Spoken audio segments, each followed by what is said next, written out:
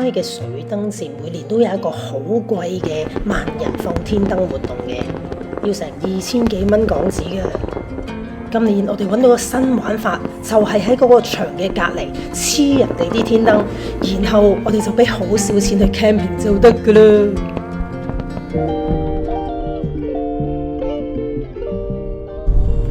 今日係水燈節嘅第2日，約咗個朋友去 camping。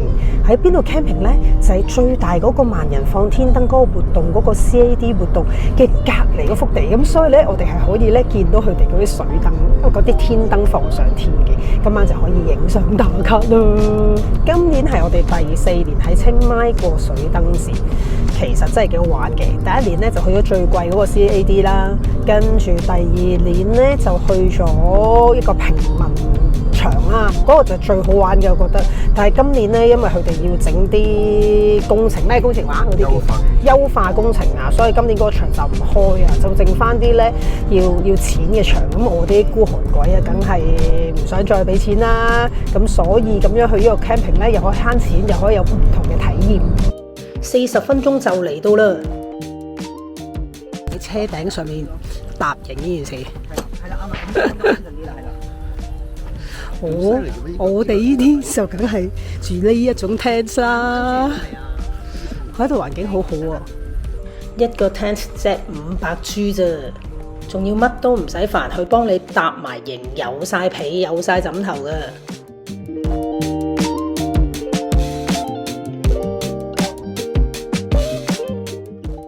呢一間咧就係有5間房嘅，如果10個人咧就可以租5000G咋，但係我哋遲咗咧已經租唔到啦，所以我哋瞓 tent 啦要。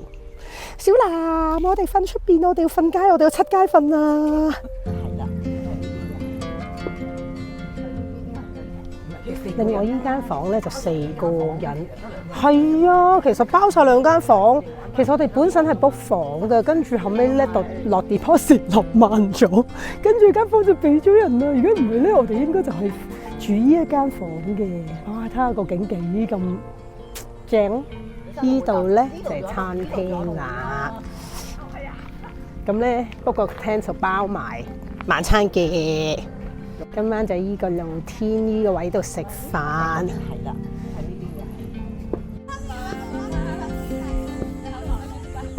原來你唔喺度住，淨係入嚟食晚餐都得㗎。頭先嗰班人就係咁樣啦，淨係入嚟食餐飯，跟住再睇埋放天燈之後就先至走。呢個場仲可以俾你喺度放煙花同埋放天燈添啊！咁未開始就梗係食咗飯先啦。不過對啲食物就唔好太大期望啦，都係好普通嘅泰國菜咯。後尾我哋先知道，原來嗰棟5間房嗰間屋呢，係俾 CAD 嘅工作人員 book 咗㗎，佢哋做完嘢之後就過嚟呢邊瞓啦。已經啱啱開始啦，睇唔睇到嗰啲一點點嘅光啊？就係嗰啲天燈嚟㗎啦，亦都開始放煙花啦。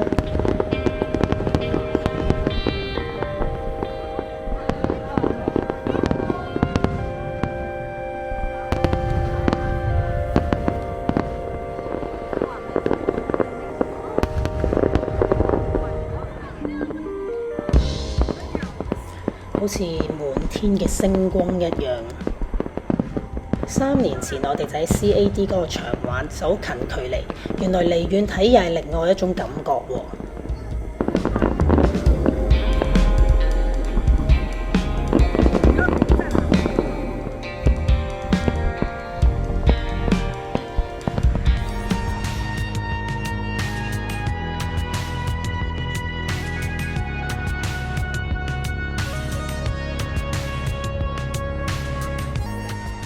我哋就梗係早有預備，帶定天燈嚟自己放啦。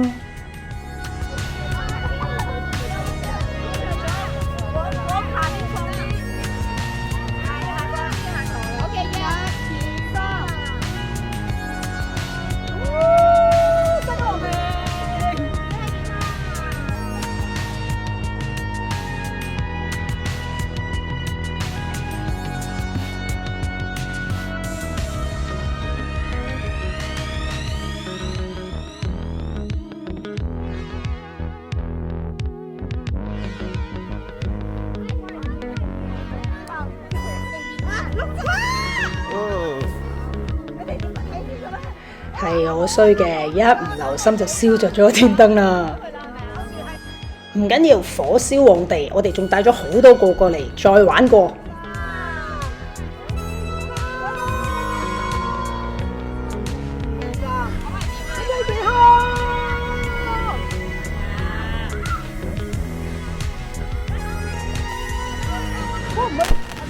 我哋嘅隔離台比我哋更有準備，佢哋帶咗2箱嘅煙花過嚟玩，足足玩咗2個鐘先至玩得晒。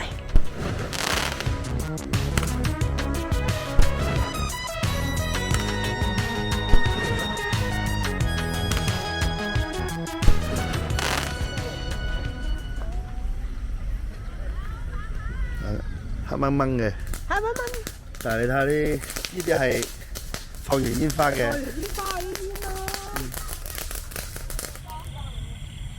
玩完天燈又未想瞓覺住，梗係坐低嗒返2杯吹下水啦。呢個天氣室外喺度嘆月光係最舒服嘅。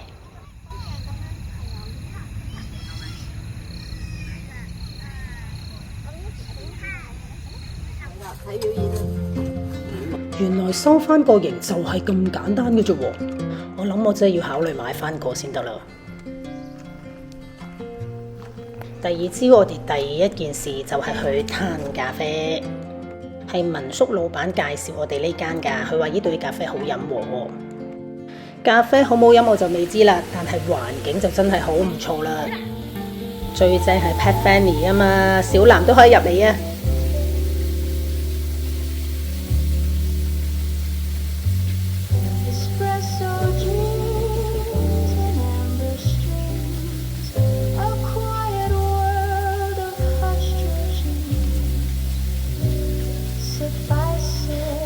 都有2種風味嘅咖啡豆揀喎。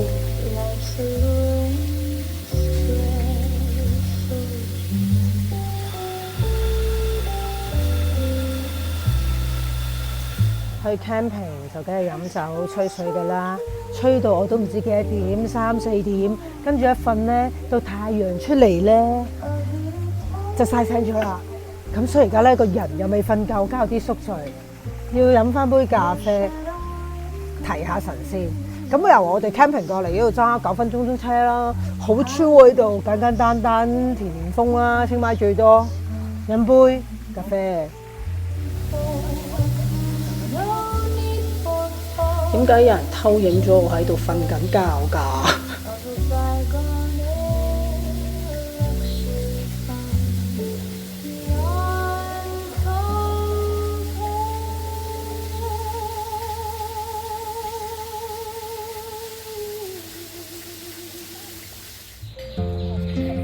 飲完咖啡又去食飯啦，唔知點解全日都係飲飲食食嘅呢？呢間我朋友介紹話價錢係非常佛心，又平又大碟。佢真係冇介紹錯，每一碟餸都好大碟，而全部都係8幾銖啫。呢個鏡杏梨仲要好好味添啊！2日1夜嘅水燈節活動就係咁樣完成咗啦。今年我覺得係最特別嘅，因為從來未試過咁樣玩。出年又要諗下有咩新玩法啦。